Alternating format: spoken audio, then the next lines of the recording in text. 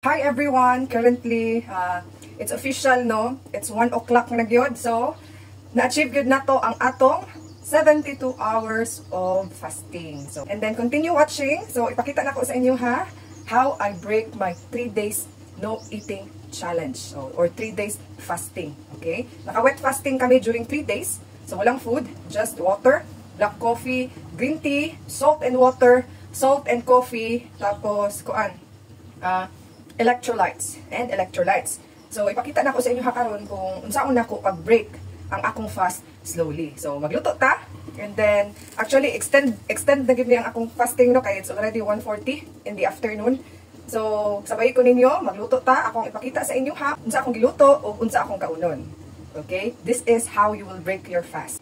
So una sa tanan, nagpabukal na ko diri og bone broth. Yeah. Naaning meat, kagahapon pa man ni siya actually. Yun, na siya meat, ug na siya daghang taba. Okay? Yan o. Bones. Yan, na siya meat nga akong gigagmay. And na siya daghang mga taba-taba diha, no? Yan. So, mao ni ang akong gi-prepare. Actually, kagahapon pa man ni, tapos karon ako na lang siyang giinit.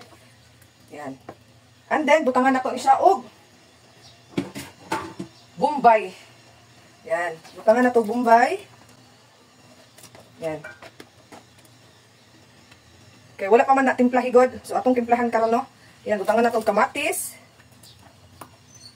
Na ako diri sayote. Ibutang na ko ang sayote. Diretso na ako ridas na. Yan, sayote. Isa na kabuok na sayote nga gamay. And then, na ako diri, patola. O, patola na siya, guys. Dala ko ridas na tanan diha. Diretso na na. Tuwa na siyang ukayon. Butangan na to gamay nga paprika. Tapos, paminta. Ang tagasin, guys. Yan.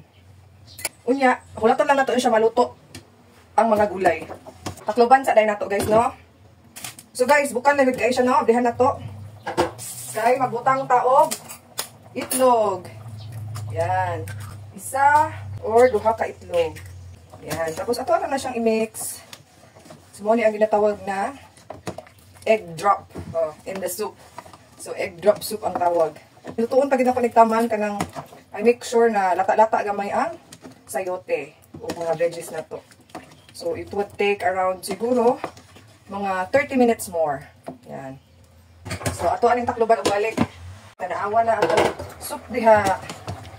So, pretty much, kuan na kaayo.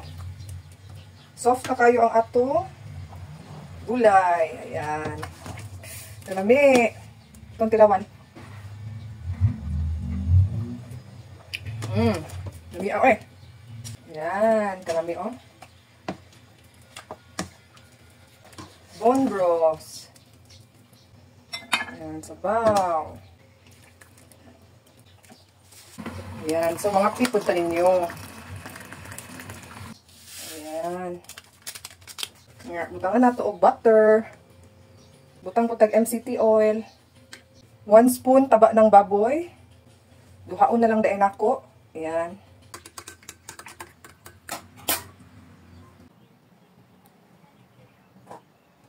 So mo ni guys, naluto na gyud ang bone broth.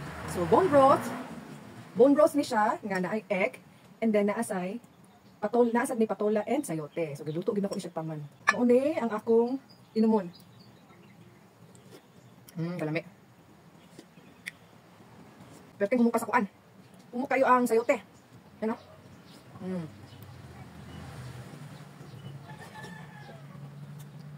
So kung mag-break ka og long fast, dapat ang atong i-introduce atong lawas is soft food sa. Para sa ani, bone broth, soft vegetable. So dapat hinay-hinay. Dili tamag dumping. Yan. Dapat gradual ang atong pag-introduce sa food. Sa atong lawas. Nga, soft food lang yun. Naani itlog, kamatis, bombay, asin, paminta, gamay na cayenne pepper, ay gamay na paprika. Kami kayo. Bisag asin lang ang tinimpla ni, pero tigong lami ang. Kay tungod, ang akong taste buds is nag-normal na. Bisag gamay lang asin, paminta. For me, lami na kayo na siya, guys. Kay ang akong taste buds nag-back to normal na gid, no? Unlike before nga kanang hilig kayo mag magic sarap, hilig kayo kanang mag Nor Cube. So bisag tulo na ka Nor Cubes, mabigyan ko makontento. Nya, makahurot mag isa ka sachet na magic sarap. Wa gyapon makontento, magdungag pa. So grabe ka ito katong high carb pa ko no. Karon nga, low carb na ko, gamay na kay asin. Unya, satisfying na gid kaayo sa akong dila. So lami kayo siya. Kaya no, ang akong taste buds na normal na. Oh. So dili na kanang maingon sila nga na fucked up. Oh. Dili na complicated akong taste buds. Oh. Unang malipay na lang siya og asin o paminta. Hala, ang tiro guys. Amo ka gyud ako saka jud sa ba. Unya na aday koy bulletproof coffee. Oh. Kaya na siya MCT oil powder ni Perfect Match Local Selection. Akong ibutangan. Nagbutang sad ko og water. And then nagbutang ko 2 spoons na taba sa baboy. Nagluto ka ganihan si Mamitas Low Carb Journey o kanang pinirito bitaw na pork. Unya, ang ihamang style sa pagluto sa pinirito na pork is kanang murag pinakupsan style lang ba. So ang nabiling nga mantika, nagbutang ko diri og 2 spoons. Lami kayo. So mo nang unya i-feed na to atong lawas og healthy probiotics and prebiotics na mga pagkaon. So, wala pa man ko kimchi, no? Ambot lang, na-reply ba itong silingan kaya nag-order ko kimchi. Kanang kimchi, mga pickles, good source na siya sa probiotic. And then also, kanang tawag na ito ni yogurt. So, kanang yogurt, good source po na siya sa probiotic, but we have to check the yogurt, no? Kung pasok ba siya sa atong low carb lifestyle.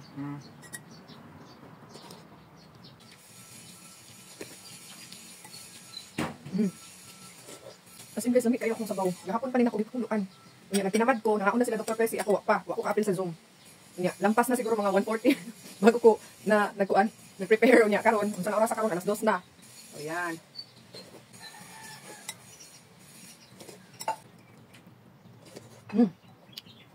Satisfying kang sabaw. Basta ang timan-an lang gyud na to pag mag-break ta og fast is dapat soft food lang usa. Parehas sa gud na siya guys no, kanang natuog bitaw ka unya. Kanang ulang ka sa tulog niya ukawon kag kalit so magagurot gyud ka, masak ka, makalitan ka. Kaya na sa fasting kay ngano, wa man tay gikaon sulod sa tulo ka adlaw unya makalitan ta, lisod sad. So magaguroto na ang atong tiyan. So dapat hinay-hinayon. O kalma lang, baby kalma. So kalma lang diha no. Ano lang, kalma lang, hinay-hinay, gradual lang ang atong pagkaon. Unya, soft food. Kana. Dinag may easy to digest na pagkaon mo nang atong kaunon kung mag-break na ta og fast. Best example is kaning soup. Egg soup. Kung wala may bone broth, so maning langaw ni. Kung wala may bone broth, pwede ra kaayo egg soup. Itlog, tapos ibutang nimo sa boiling water, timplahan mo asin o paminta. Kana okay na kayo na. So dili kailangan nga kanang mahal. Dili kailangan magpasosyal, nga kailangan jud katong bone broth nga kanang beef, kung ano nga katong kanang mahalon jud, dili kailangan mahalon. So pwede ra kaayo egg soup. Unya, kung wala egg soup, pwede ra kay isda. Isda nga, muro-muro ba diha, matambaka ba diha nya. Kuan, gagmayon na nimo siya nya. Kuan, ibutang nimo sa sabaw. Nya ibutang nimo mga gulay nya easy to digest. Dali ra ma-digest nga, dali ra gid na ma-digest ang gulay if kanang lataon na nimo pagluto. Sama ning sayotin ako ang giluto taman-taman. Ano kayo?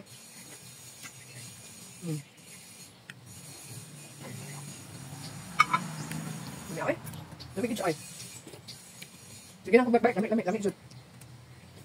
Ay lamig jud.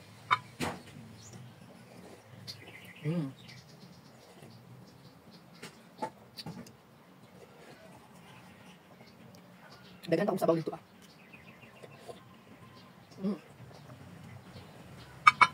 Okay.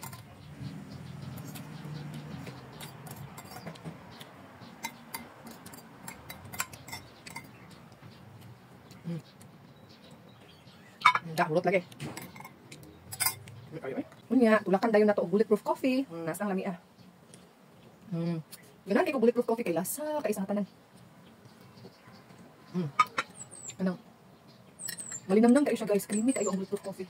So mo ni, this is how I break my fast. So most of the time, kapag nagalong fast ko, 2 days, 3 days, so ang very first na buhaton gyud nako is moinom og bone broth or egg soup, basta soup, any soup na easy to digest. Tapos butangan pud nimo nag mga healthy na gulay. At least atong i-feed atong lawas og good food. So ana na siya guys. Hinay-hinay sa pagkaon. And then easy to digest foods, tapos kanang unya na pod, makaula pod ta, hinay-hinay na pod until such time na maka-recover ang atong lawas and pwede na ta sa atong normal meals. So siguro by tomorrow, mag-start na ko sugod na pod og normal meals na ako. So hinay-hinay lang yun. Ana lang siya kadali guys. So mao na to and stay low carb.